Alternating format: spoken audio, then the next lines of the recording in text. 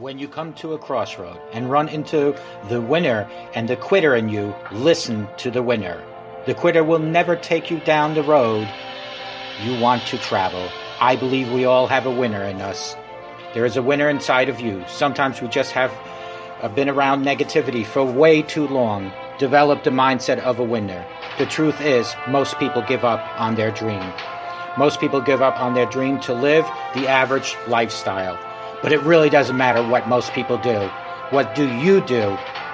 Because you are different. You will never give up on your dream. You will never not listen to the average. You will always listen to the winner in you. You will believe in yourself when no one else does. You will believe in yourself when you have no reason to believe, and you will never, ever quit. I know some of you are going through a rough time right now. Some of you are going through the fight of your life, fighting for your future, fighting for your career, fighting for your family. Some of you are fighting for your life. And I'm telling you, don't quit. Do not give in. I know life can be tough. I know life can wear you down. But if you just stick it out, even if you don't get the result you will find, the character you show will be your reward. The fighting spirit you develop will be the reward, and it will serve you well for the rest of your life. Fight for what you want now, or fight against what you don't want later. You choose. Don't you dare quit. Don't you dare settle. Don't you dare get back down. Not today or any other day. When the tough moments come, never forget you are in that moment writing your own legacy. In that tough moment, you are setting the standard for your character. Do you have the character? Well, do you? When you come to a crossroad and run into the winner and the quitter in you, listen to the winner. When you make a commitment to yourself, you make sure you see it through. Never, ever quit. Even if you don't get the result, you will find the character you show will be your reward. Don't you dare quit. Don't you dare ever settle, and don't you dare ever back down. Fight for what you want or fight against what you don't want at a later time. And always know that God is right there with you. Just allow God to guide and direct you, and you will always be a winner. Good morning. Hello, my name is Ralf Friedrichs. I am an author, an addiction recovery coach, a life coach, and the host of this show, the Take Your Life Back Today show. Also on iHeartRadio, iTunes, and Google Music, you can hear the radio version of this. Let's talk about the top 10 survival tips for loving an addicted person. Number 1 is to come face to face with reality, my friends. Learning how to deal with reality is the most important first step in surviving when you love an addicted person. Although it may seem easier to stay in the fantasy space where you can continue to believe that things are going magically better, there is no such magic. Things will not get better just because you wish they would, my friends. Coming face to face with reality means accepting the parts of your life that are out of control as a result of loving someone who is engaging in addictive behaviors.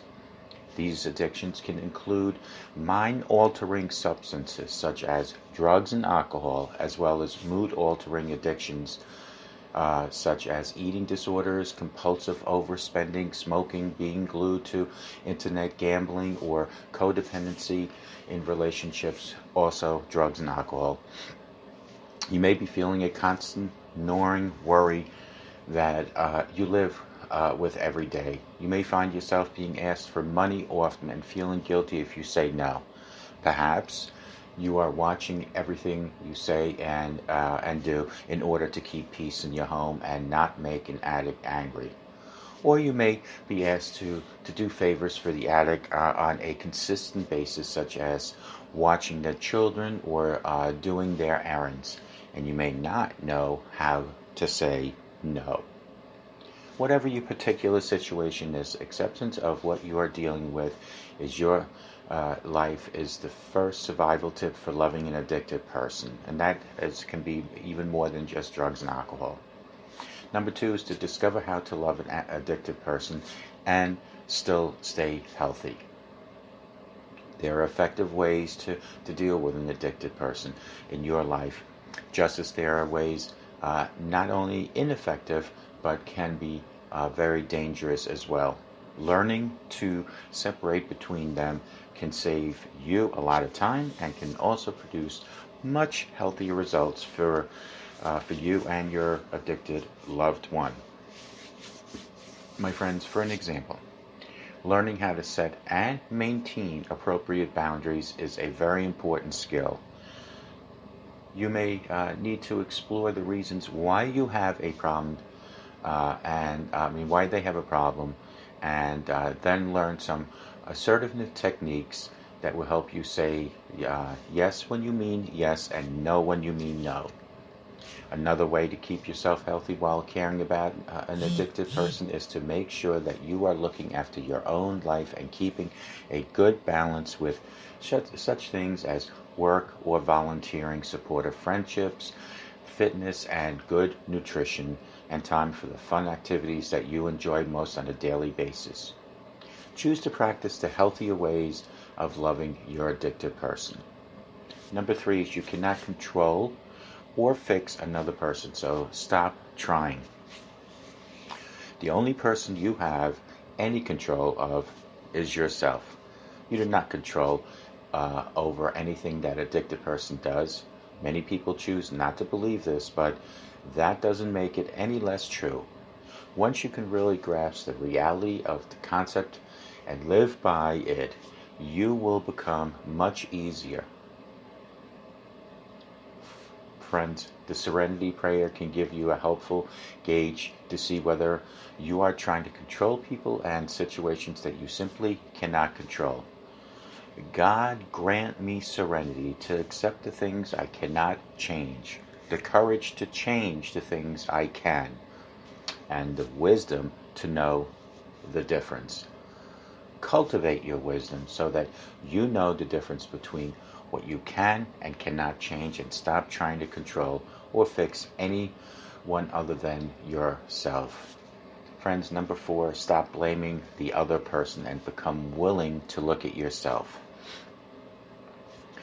As easy and tempting as it may be for you to blame the addict in your life for your struggles and your suffering, there is actually more value in exploring what you may be contributing to the situation yourself, since that is the only thing that you can really do anything about. It's yourself and your situation. Even though the addict has undoubtedly contributed his or her share of trouble, in some way, you also have a part to play in what's going on. For an example, you might be keeping the drama going by lending money to your addicted loved one. Or perhaps you are always willing to be there to listen when they tell you all about the problems they are encountering as consequences of their addictive behaviors. These kinds of actions on your part will not help your loved one in the long run. It is your responsibility to recognize and own your unhelpful behaviors and to get professional help in doing this if necessary. Understanding why you choose to behave in the unhealthy ways is the key to making a change. Become courageous enough to be willing to look at yourself, my friends. Number 5 is learn the difference between helping and enabling. Just like most people, you might think that you need to help your addicted loved one. You probably fear that if you don't help provide help, he or she will end up in a worse predicament. When you try to help addicts by giving them money, allowing them to stay in your home, buying food for them on a regular basis, driving them places, or going back on the healthy boundaries you have already set with them, you are actually engaging in rescuing behaviors that are not really helpful. Another term for this kind of unhealthy helping is enabling. When you can, be as truthful as possible with yourself about your own enabling behaviors, you can make a difference and make different choices.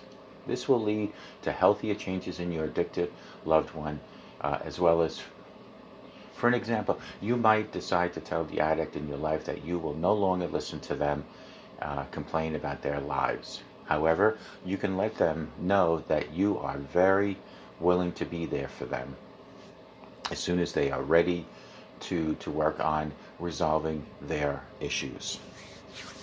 Once you stop your enabling behaviors, you can then begin to truly help your loved one.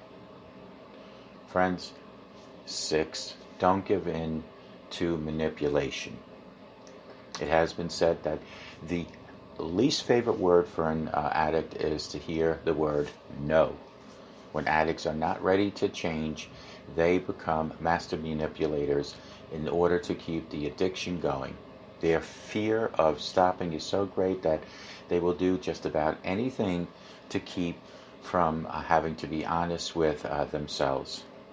Some of these manipulations include lying, cheating, blaming, raging, guilt-tripping, and others, as well as becoming depressed or developing other kinds of emotional or physical illnesses. The more you allow yourself to be manipulated by the addict, the more manipulative the addict is likely to become. When you hold your ground and refuse to give in to their unreasonable demands, they will eventually realize that they are not going to get their way. Saying no is an important first step towards change. If you, as well as for the addict, it is very important for you to do that. 7 is to ask yourself the magic question. It is important to understand that you might be just as addicted to your enabling behaviors as the addict is in your life is to his or her manipulations. In the same way that addicts use drugs, alcohol, and other addictive behaviors to avoid dealing with their shame about feeling unworthy and unlovable, you may be focusing on the addict's behavior in order to avoid having to focus on living your own life.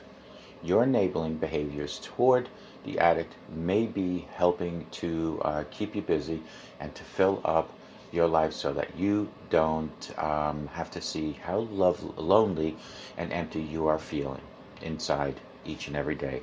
Ask yourself the question, how would my life be different or better if I wasn't consumed by behaviors that enable my loved one? Allow yourself to answer honestly and to be aware of any feelings that come up. Although it may be scary to think about giving up, behaviors that have formed your comfort zone, it may be even more scary for you to think about continuing them. Number 8 is to know that self-care does not equal selfishness.